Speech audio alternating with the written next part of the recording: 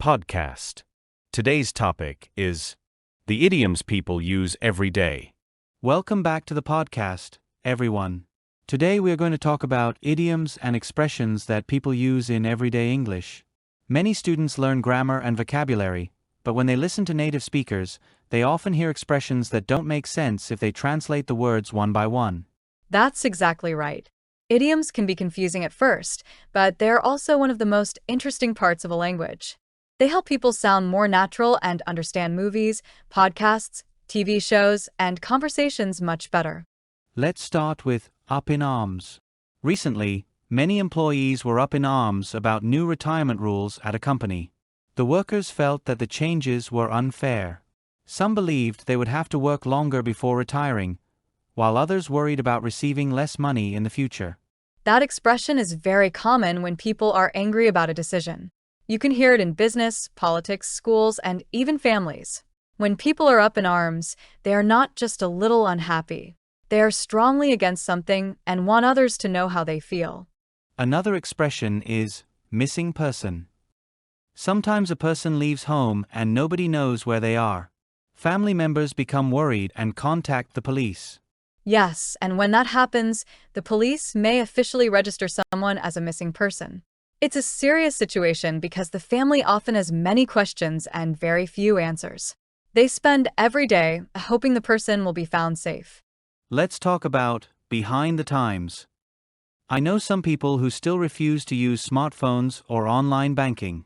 I know people like that too. Being behind the times doesn't always mean someone is wrong. Sometimes people simply prefer older ways of doing things. However, if technology changes quickly and someone refuses to learn anything new, others may describe that person as behind the times. Students are often disappointed with their grades. Absolutely. A student may study for weeks, spend hours preparing, and then receive a lower grade than expected. It's natural to feel disappointed with the result. The important thing is to learn from mistakes and keep improving. Sometimes someone explains a problem perfectly. That's when we say they hit the nail on the head. Imagine a team discussing a problem for an hour. Everyone has ideas, but nobody understands the real issue. Then one person speaks and immediately identifies the exact cause. That person has hit the nail on the head. Every morning I try to wake up my nephew, but he's usually not up yet. Many young people enjoy sleeping late. Parents often wake their children several times before they finally get out of bed. If someone is not up yet, they are still sleeping or haven't started their day.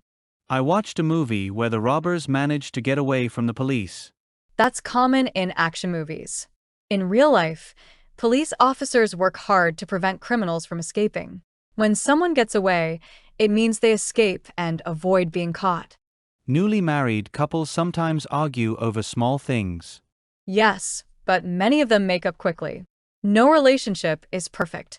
People have different opinions, different habits, and different expectations. What matters is learning how to solve problems and make up after disagreements. Some businesses go from bad to worse. Unfortunately, that happens. A company may lose customers, then lose money, then lose employees. Each problem creates another problem. When the situation continues to decline, we say it goes from bad to worse. Here's a simple question. How much do I owe? That's a useful phrase. You can use it when buying something, borrowing money, or paying a bill. It simply means, how much money do I need to pay? When my friends travel, I always tell them to keep me posted. That's a great expression. It means, keep giving me updates. Maybe your friend is traveling through different countries. You want to know where they are, what they're doing, and whether everything is going well. Between you and me, I enjoy learning new idioms. Between you and me, I do too. Of course, that expression usually introduces a secret or private opinion that is not meant for everyone. My father often called a halt to my video games when I was younger. Parents do that all the time. To call a halt to something means to stop an activity completely. Maybe a child has been playing games for hours and needs to focus on homework instead. Some businesses were in the red last year. Being in the red means losing money. Every business wants to make a profit, but sometimes expenses become larger than income. When that happens for a long period, owners become concerned. Are you still with me? Yes, and that's another useful expression. People say it when they want to make sure others are paying attention and understanding the discussion. Many students are anxious about exams. That's understandable. Exams can affect grades, scholarships, and future opportunities. Students often worry about whether they studied enough or whether they will remember everything on test day. I know someone who owes money to a law company. Debt can create a lot of stress. People often work hard to pay what they owe because they want to avoid financial problems in the future. One of my neighbors flew off the handle because someone parked in front of his driveway. That's a perfect example. Instead of staying calm, he suddenly became very angry. People sometimes fly off the handle when they are tired, stressed, or frustrated. Children should never play with matches because they could burn down a house. Exactly. Fire can spread very quickly. A small mistake can become a major disaster in only a few minutes. I don't like it when people break in while I'm speaking. Neither do I. Interrupting someone can be rude because it prevents them from finishing their thoughts. Looking for a new job can be a great chance to improve your life. Yesterday, I called up an old friend from school.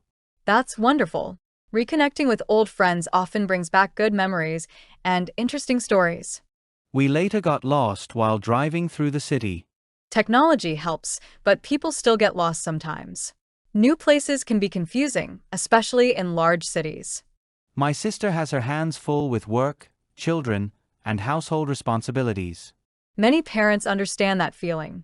When someone has their hands full, they are extremely busy and have many responsibilities at the same time. No matter what I do, I always do my best. That's a great mindset. Success doesn't always come immediately, but doing your best helps you continue learning and improving. When I had the chance to start this podcast, I clutched at the opportunity immediately. That was a smart decision. Successful people often recognize opportunities and act quickly instead of waiting too long. My son takes after me because he loves reading books. And my daughter takes after me because she enjoys helping people learn. It's always interesting to see how children inherit habits, interests, and personality traits from their parents. Today's discussion shows that idioms are everywhere in English. Exactly. The more you hear them in real conversations, the more natural they become. Learning idioms is not just about memorizing definitions. It's about understanding how people really communicate. Thanks for listening, everyone.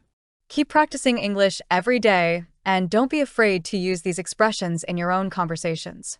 See you in the next episode. Goodbye, everyone.